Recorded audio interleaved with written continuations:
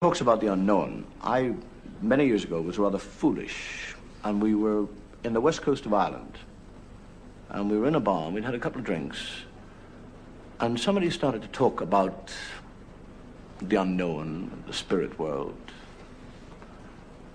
and the conversation came up about the gravedigger's house, and the locals started to tell us about it, and this gravedigger was found in his bed, dead, with terrible marks upon his neck, and his eyes wide open. And the doctor said that the marks had nothing to do with his death, but that the man had died of fright. And I scoffed, foolishly. And it came about with a few more drinks and everything else that I accepted a dare or a bet that I would stay the night in the cottage beside the graveyard. And I went there, and we agreed that the door would be locked, and I would stay in there till first light. And I was locked in.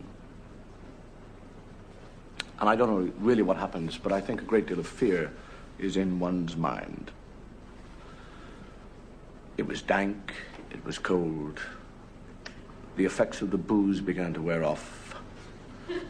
And I began to think, what in the name of God are you doing?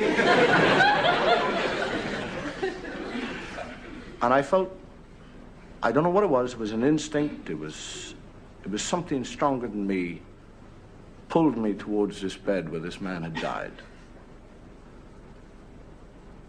And I was drawn, I fought against it, and I was drawn nearer and nearer to this bed.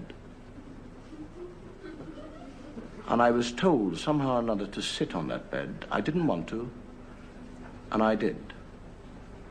And an unnatural drowsiness came over me. And I became very sleepy. And I laid down, knowing full well that I shouldn't. And I went to sleep, a limbo sleep. And I woke. What time? I have no idea. The candle had burned down. It was black. It was cold. And I felt a presence. I was completely sober by then and utterly terrified. The hackles on the back of my neck had begun to rise. I was paralyzed by a presence of fear, and I felt something on my chest begin to move. It crept slowly up my chest, and I couldn't move. It came closer and closer to my throat.